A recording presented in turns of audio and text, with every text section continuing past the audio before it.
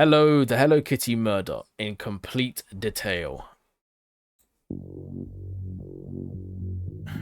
Out of Hong Kong. In one of the most infamous crimes to ever come out of Hong Kong, a woman is held captive, severely mistreated, and eventually murdered. However, what made this case so infamous is how they treated her after the fact. Okay. And why the Hello Kitty?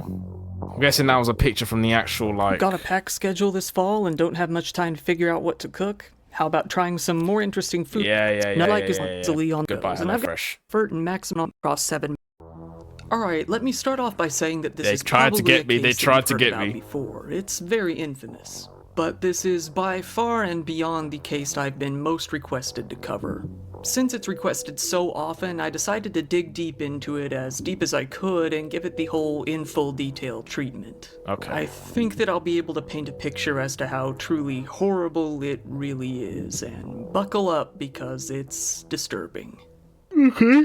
This is the story of a woman out in Hong Kong named Fan Man-yi. Fan did not have the best life, to say the least. She was abandoned in her childhood, forcing her to grow up in an orphanage. However, this would only be until she reached the age of 15, as that orphanage had an age limit in place. Given that she was never adopted and had no place to live, she soon became homeless. I hope they've changed that, you know. I actually hope they've changed that. 15. I always heard that. I don't know. I'm pretty sure in this country, the UK, and I'm pretty sure in the US as well, that you stay in orphanage till you're like 18, and once you hit 18, if no one's adopted you by then, you gotta go in it, because at the end of the day, you're no longer a child and you're an adult.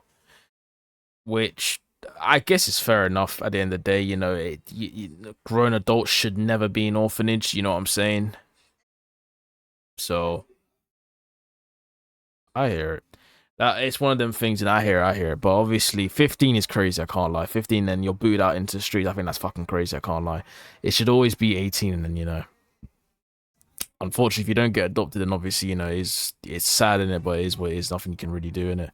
But like, obviously, 15 is fucking crazy. I can't lie. Soon after that, she became addicted to drugs. Fan ended up having to resort to prostitution, working at a brothel to get by and even feed herself. At 15! When Fan Man-yi was in her early 20s, she was able to get a job as a dancer at the Empress Karaoke nightclub. Wait, no, hold on. I really... Because either way, the fact that people were still obviously paying, even though she was 15, whether they knew or not, is fucking disgusting. But I need to check this, because age of consent in China, well, Hong Kong to be specific, Hong Kong. Please tell me it's of a reasonable age. The age of consent of sexual activity is 16. Okay, well, either way, she was 15. She eventually fell for one of her clients, who was unfortunately another drug addict who only ended up enabling her. Despite this, they got married in 1996. Her husband, however, soon began mistreating her. Of course. Still though, she stayed with the man, and they actually had 2 sons together over the next couple of years. Their fighting only worsened though. The neighbors would often wake up to not only the sounds of the children screaming, but the sounds of the couple themselves screaming as well, as they argued all throughout the night. Well, did he drink or something? By early 1997, Fan had already started working as a prostitute again out at a brothel called the Romance Villa in Kowloon. Jesus. After working there for a while, she ended up meeting a 34-year-old man named Chan Man-lok. Chan was said to have been a wealthy socialite, well known throughout the area. Fan was immediately drawn to him, as she was a prostitute who was addicted to drugs, and he was a drug dealer that also worked as a pimp. He would often pay her for long, all-night sessions where they would binge crystal meth, or ice, which he supplied. That is no way to live, man. It wasn't too long before Fan was integrated into Chan's inner circle. She was there along with several of his little underlings, his henchmen, if you want to call them that. Chan Man-lok was a member of the Triads, a large Chinese organized crime syndicate. Heard of the Triads, yep. He wasn't someone to be messed with. Hell, he wasn't even someone you should associate with for your own safety. However, I'm gonna say this as well as a form of education, like I did in the last true crime thing I reacted to with Junko Furuta. Drugs it's not it, man. I'm not gonna lie, it's not it. Don't get me wrong, like, it's okay to try. Most people in their life are going to try drugs. That's a given. I think it's okay to try a drug, but like to get, into the mix of like obsession and an addict, you don't want that in it. I can't lie. Like, there's one thing like smoking weed, for example, and then doing crystal meth pretty much every night. Crystal meth is one of it's a class A drug for a reason. The effects it has on you is genuinely very bad, and that goes for any class A drug. It's not worth it at the end of the day. Like, if you're doing it as a one-off, it's gonna happen, and everyone's gonna do it. It is what it is. But don't let it become an addiction in it. It's not worth it. It's really not worth it. If you can altogether, just avoid drugs. You know what I'm saying? But like, if you want to try it, then whatever, try it. But just don't become an addict. It's not good. It's not good. So just avoid drugs as best you can. However, Fan got too comfortable around him regardless. One night, during one of their binges, she stole his wallet, gaining the equivalent of about $4,000. That would prove to be the biggest mistake of her life. Why would she do that? Chan found out about this and was furious. Of course. She agreed to pay him back with $4,000 that she was to earn from her work. He wasn't happy with this, though, and demanded $10,000 of interest. Fan stated that she would need a good amount of time to pay that interest off fully. Chan Manlok was furious about his stolen money. It wasn't even about the money, it was the fact that Fan even had the audacity to steal from him in the first place. In March of 1999, he got 2 of his men to kidnap Fan and take her back to his apartment on... Doesn't look real, and the person on the right doesn't look real. It looks like a fucking drawing. Is it just me who thinks that looks like a drawing? I don't like how he's staring at me, I'm not gonna lie. I don't like it. I will say this, though. I'm assuming this woman is dead, obviously, R.I.P. whatever, but I can't lie. Obviously her life was very hard, No parents, you're in an orphanage till you're 15 and they booed you out, and then obviously you had to do a life full of prostitution. Obviously that's how you had to get your money. It is what it is, whatever, fine. I'll accept that, fine. But obviously this, again, I understand you're struggling, your husband is, abusive, and you've got a tough life at home, so obviously now you have to resort to prostitution. I get that. That's fine, obviously, but at the same time, you do have a brain that tells you, let's not steal from a member of the triad. You may, like, now he's going to charge you £10,000 because you've had the audacity to steal from him, knowing that he's a triad. It's I'm not saying she deserves it, no one deserves death or whatever happened to her, but don't steal from someone who is a known gang member. Like, that, if there's one piece of advice I can give anyone on planet Earth, do not steal from gang members, because I'm telling you now, gang members, some of them especially, you don't want to fuck with them. It's as simple as that. That's the piece of advice I give you today. Granville Road. It was a massive apartment consisting of 5 bedrooms and was all decked out in Hello Kitty merch for some reason. Hello Kitty was on the curtains, on the bed sheets, adorning the walls, and there were even plushies all over the place.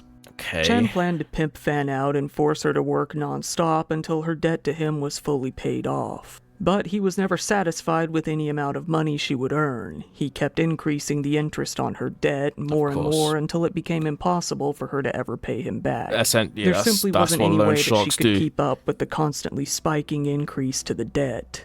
So in addition to making her work even more, the gang started taking their frustrations out on her as well. They began to hit her and strike her repeatedly very often. She would often be so bruised and battered that she couldn't even work. Despite this, the group would continue to get high and subject her to even more beatings. They enjoyed themselves far too much while doing so, often laughing at her pain. This was when things got really out of hand, and you may be thinking it's already out of hand, and you would absolutely be right, but it's about to get much, much worse. I say this, I know I keep pausing it, sorry, but I have to say this, innit? For any man out there, whether you're white, black, it doesn't even matter what your race is actually, just whatever color you may be, whatever type of man you think you are in it. If you hit a woman, right, like unprovoked, there's no reason for you to hit. You're just doing it just because you think you can, just because you want a sense of power. You are the biggest pussies out there. The biggest pussies out there.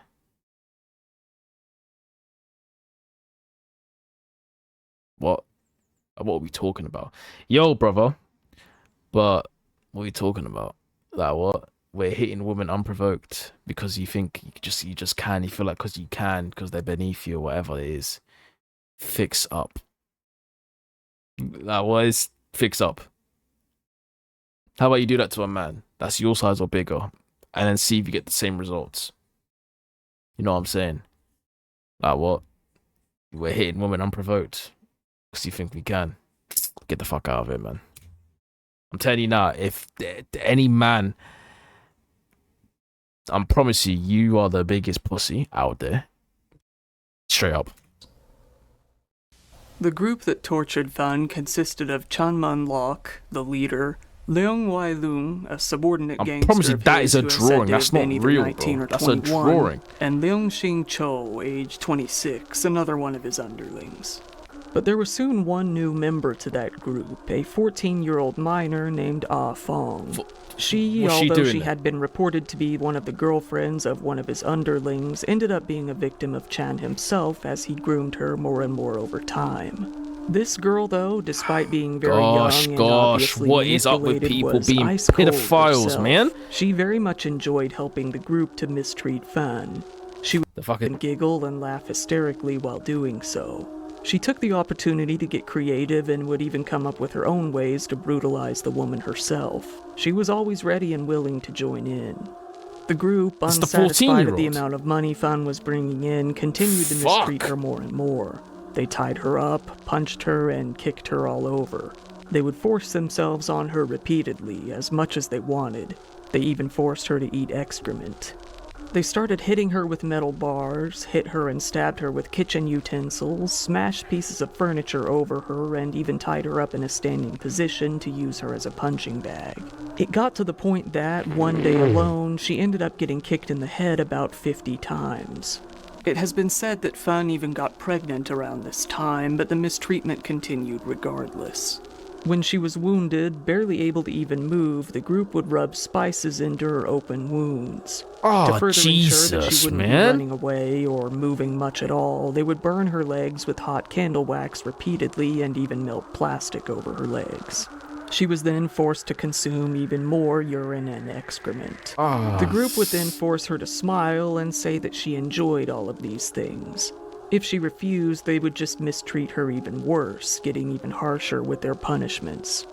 All throughout this time, Fan's husband and kids wondered where she even went. They were left with nothing to do but worry about her and hope that she would come home. The group started getting more and more creative, utilizing anything they could find throughout the apartment that could possibly inflict pain, that could be used as a weapon. They would set plastic straws on fire and press them against the bottom of her feet until they were covered in painful burns and blisters. They would then hit her in the feet with sticks and whatever else they could find. All throughout this, they would throw chili oil onto her wounds and dump oyster sauce onto her face. They then made her drink the combination of oils afterwards.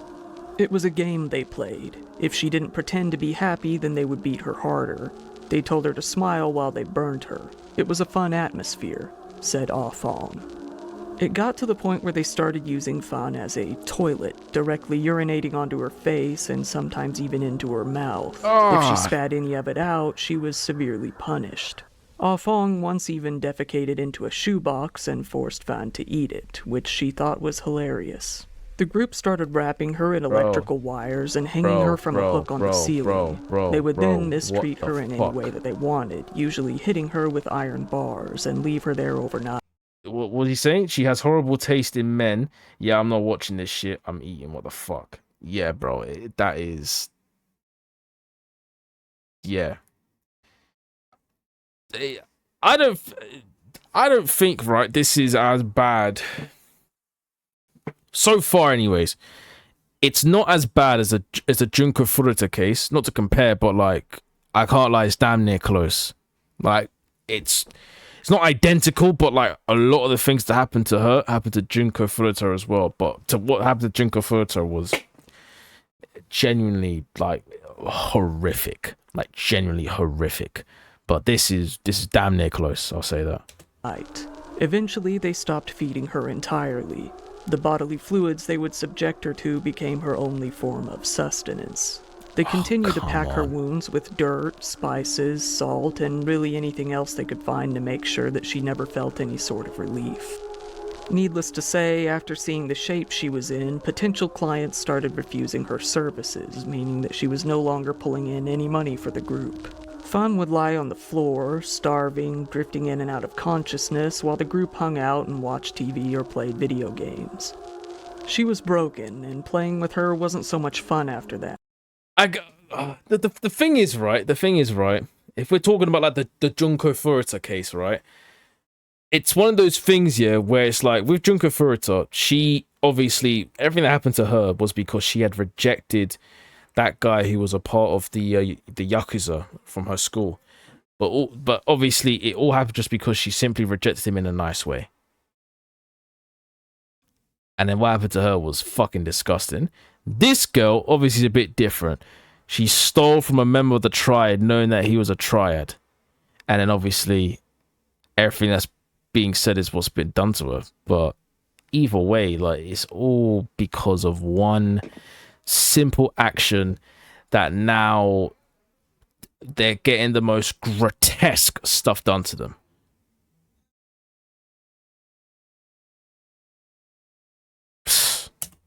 But we carried on anyway. There wasn't really anything else to do, said Ah Fong. Ah Fong would gladly participate in any of the horrible things the group did to Fan, enjoying it all away, admittedly laughing at everything that happened to her. It was for fun, she later said. The full details of what Ah Fong did herself have never been revealed, but it's undoubtedly a very long list, even by her own admission. One night, the group decided to go out for some drinks. To make sure that Fan couldn't escape, they did what they usually did. They tied her up and threw her onto the bathroom floor, locking the door behind them. This sort of mistreatment could only go on for so long. After about a month of this, on April 15th of 1999, Fan finally succumbed to her wounds and passed away, cold, alone, and in pain while her captors were out of the house. Honestly, for the best. I'm glad that she generally succumbed to injuries in the most respectful way possible because, again, what's happened to this woman is horrific. Unfortunately for Junko Furuta, she endured it for 40 days. She should have succumbed to injuries, but for some reason it's like her body was fine to live.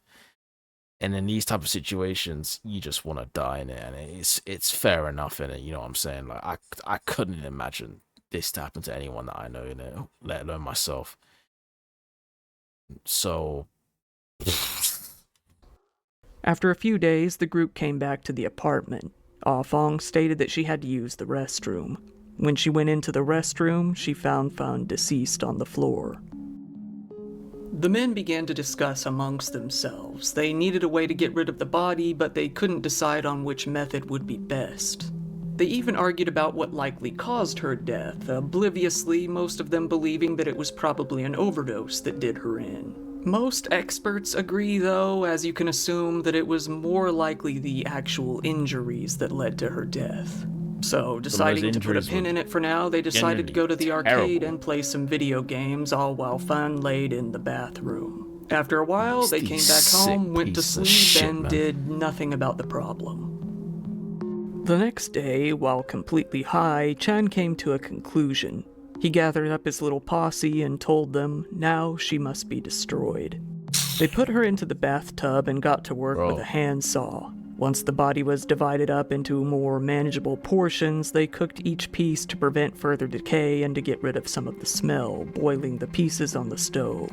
Chan woke up Ah Fong, who was sleeping, and waved a bag of guts in front of her. He told her to go put them into some hot water to stop them from smelling. Leong Xing Cho was in the middle of boiling the head himself and called Ah Fong over to come and look at it.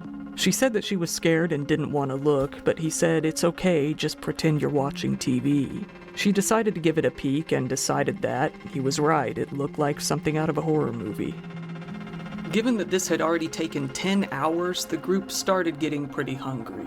How they could even get an appetite while all of this is going on is maybe one of the biggest mysteries about this case, if you ask me. Don't tell me While boiling Fan's head in a pot, stirring it ever so often, they decided to throw some noodles onto the adjacent burner. They used the same spoon to stir their soup as they did to stir the head, alternating between the two.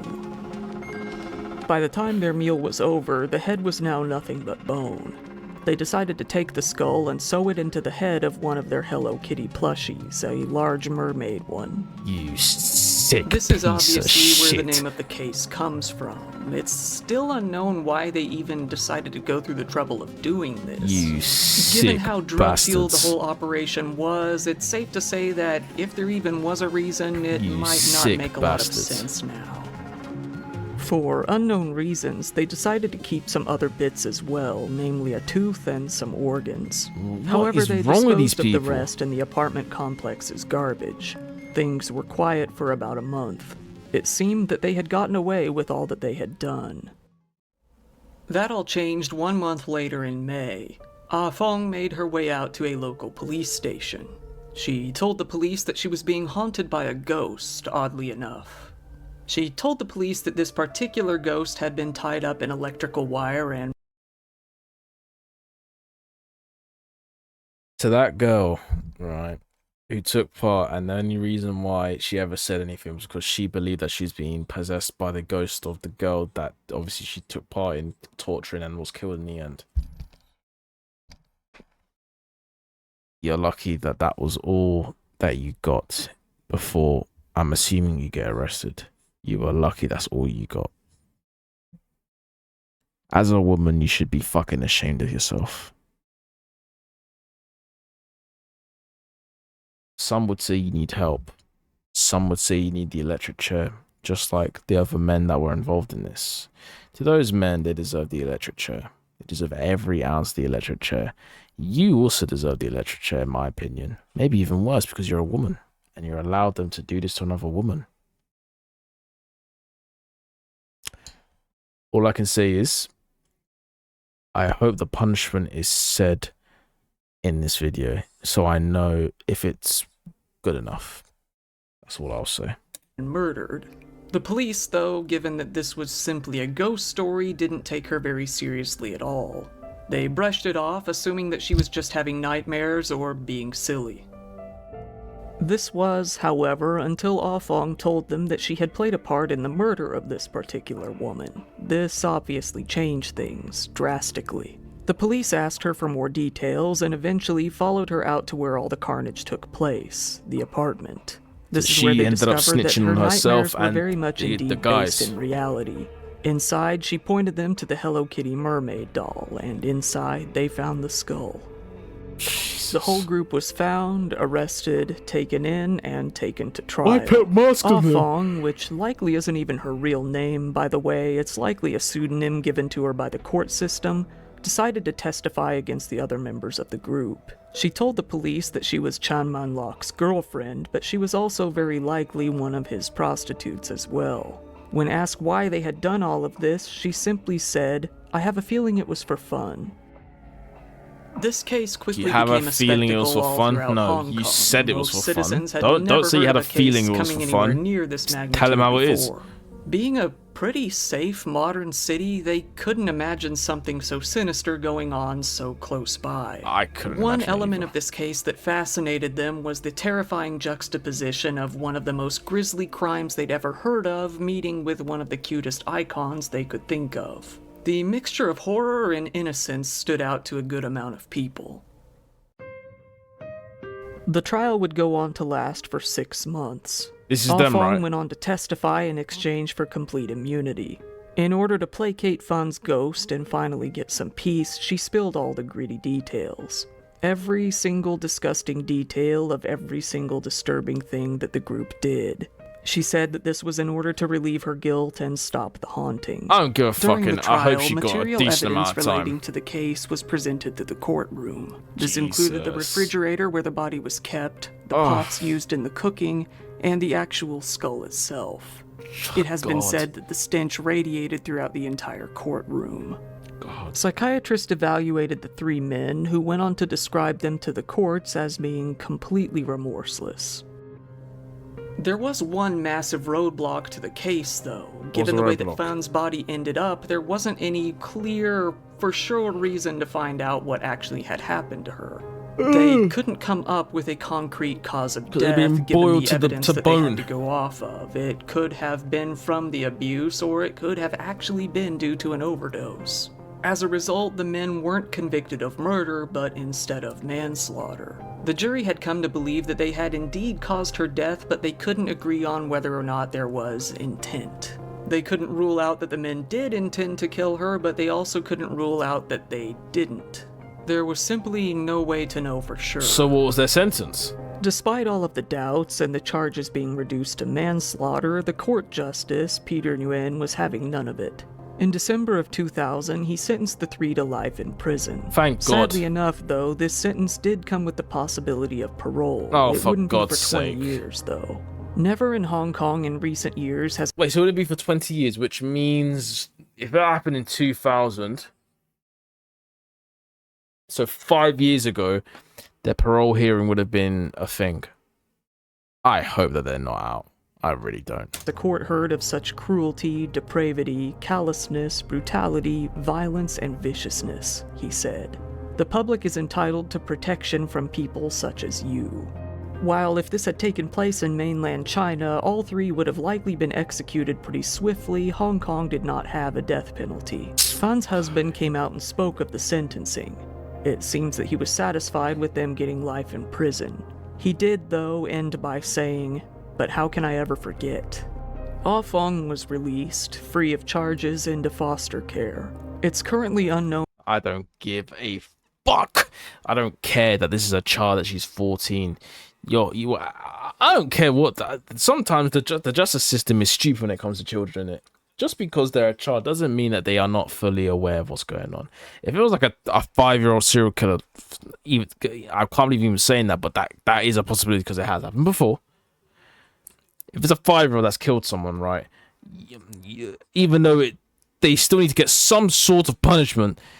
Yes, you can argue that they didn't know that it's the right or wrong thing to do because fucking hell, they're only a child. Like, why they've done this, who knows? Maybe they thought it was just a game. It ended up being a sick game, but it was a game nonetheless in their head. But like for someone that's 14, I don't care if you're dating this Donnie in it. You're 14. Like, you have a brain. You really do. So it's one of those things where I don't care how remorseful you are. I don't care what bullshit you try to come up with. She has finessed the system entirely and didn't even get a lick of punishment. Fuck no. Known where she is now or how she turned out. The lawyers of the three men tried to appeal the case in 2003, but they had no luck.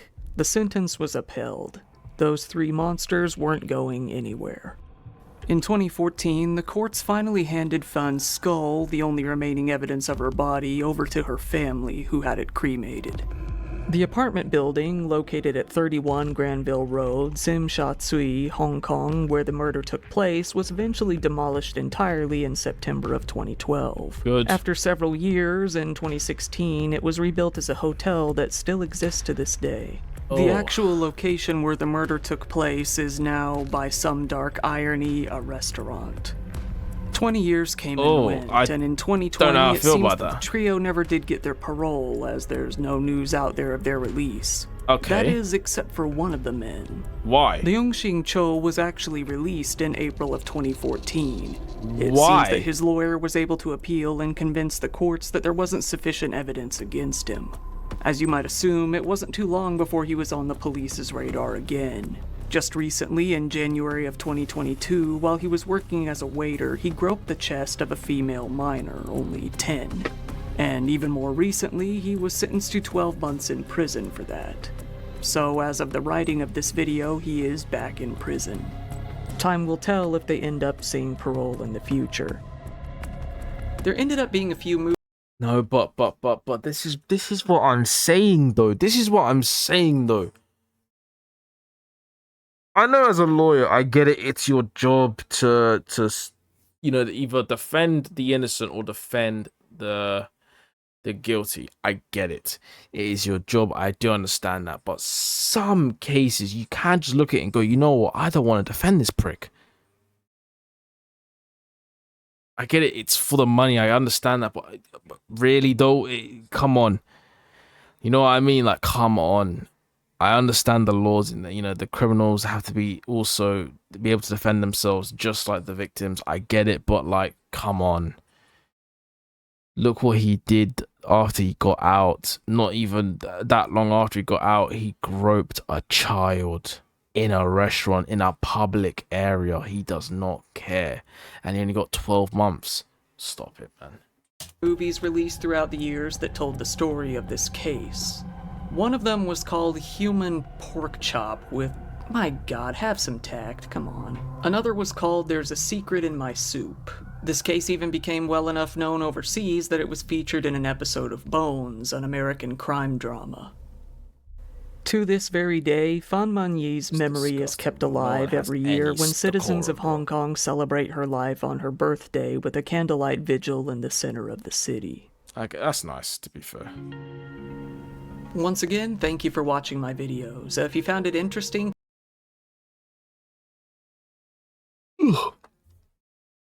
disgusting. Generally disgusting. Disgusting. I hope those other two who are still in there doing life, I hope no parole. No parole. Absolutely no parole. You don't deserve a lick of parole. You deserve nothing. To the guy that got out and groped a child and then got 12 months, because that means that happened. So by 2023, he was out. Whether that's start, mid, or late, he's out. You, honestly, in GTA, I hope you get absolutely fucked up by someone in GTA. But I hope you get fucked up by somebody. The first thing you do after getting out is not only commit more crimes, but one of those crimes was to grope a child. And this is the motherfucker that we let out of prison?